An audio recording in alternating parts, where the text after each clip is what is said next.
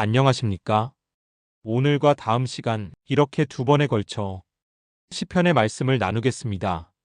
오늘은 150편으로 구성된 시편 전체를 개괄적으로 살펴본 후에 시편 1편을 살펴보고 다음 시간에는 예수님에 대한 예언을 담은 시로 알려진 두 편의 시를 살펴보겠습니다. 시편에 담긴 시들은 대부분 성전에서 예배드릴 때 사용하기 위해 만들어졌습니다. 전체 150편이 5권으로 구성되어 있는데 모세오경을 본따서 그렇게 묶었을 것이라고 학자들은 추정합니다. 대부분의 시편에는 제목이 붙어 있습니다. 특히 사람 이름이 제목으로 붙어 있는 시가 많습니다.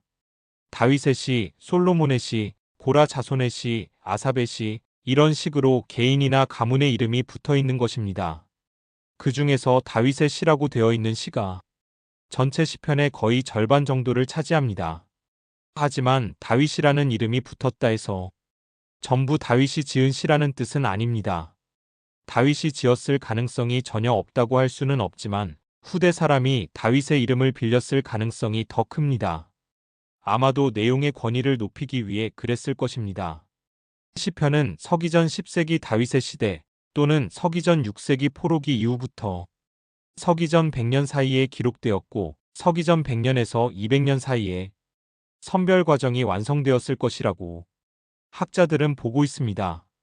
그러니까 시편의 대부분은 포로기 이후에 쓰여졌다고 생각하는 학자들이 많지만 다윗이 지은 시가 한 편이라도 들어있다면 시편의 저작 연대는 서기전 10세기까지 거슬러 올라갑니다.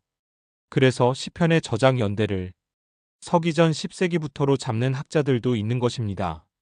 시편에 담긴 시들은 거의 다 이스라엘 백성이 처한 척박한 현실에서 나오는 애절한 기도입니다. 고통을 호소하고 간절히 구원을 바라는 기도들이지요. 시편의 서정적인 시는 거의 없습니다.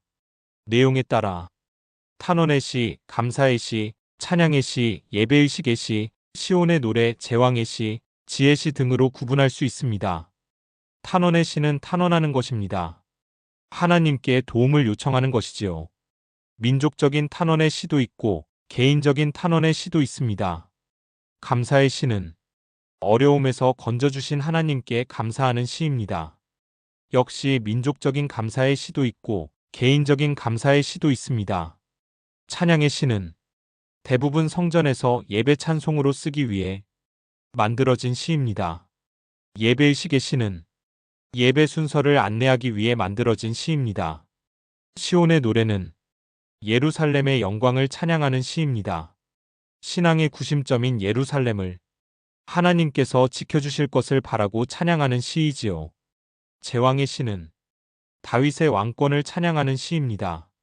다윗의 후손인 왕들이 선한 통치를 하고 그 왕들을 하나님께서 돌봐주셔서 이스라엘의 영광이 영원히 이어지기를 바라는 시입니다. 지혜 시는 지혜가 무엇인지 정의하고 그 지혜에 이르는 길을 선포하는 시입니다. 경건한 자와 불의한 자, 선인과 악인을 대조하여 경건하고 선한 삶을 지향하도록 권면하는 시입니다. 그러나 시편 150편이 모두 이 틀에 들어맞는 건 아닙니다. 대체로 이런 내용들을 담고 있다는 것입니다. 시편은 150편에 이르는 많은 시를 담고 있습니다. 그런데 비슷하거나 중복되는 내용이 많고 시라는 특성상 논리적으로 설명하기 어려운 부분도 많습니다. 이제 시편 1편을 보겠습니다. 복 있는 사람은 악인의 꾀를 따르지 아니하며 죄인의 길에 서지 아니하며 오만한 자의 자리에 앉지 아니하며 오로지 주님의 율법을 즐거워하며 밤낮으로 율법을 묵상하는 사람이다. 그는 시냇가에 심은 나무가 철 따라 열매를 맺으며 그 잎이 시들지 아니함 같으니 하는 일마다 잘 될 것이다. 그러나 악인은 그렇지 않으니 한낮 바람에 흩날리는 쭉정이와 같다.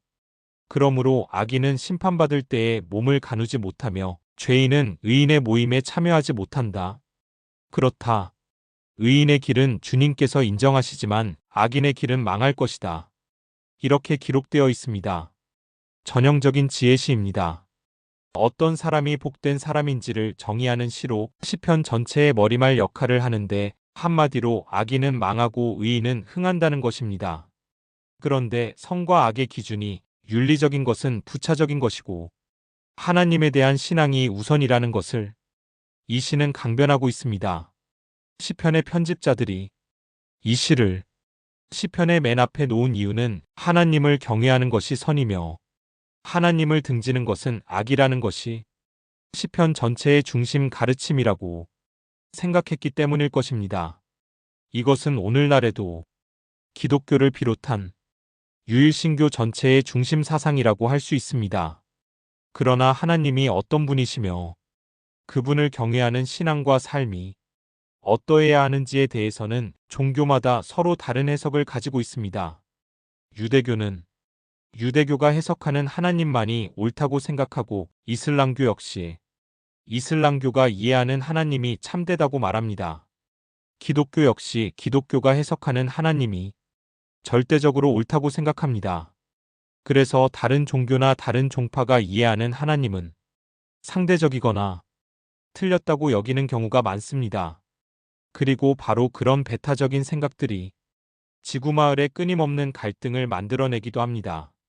하지만 모든 종교는 진리 자체가 아니라 진리를 담고 있는 그릇과 같습니다.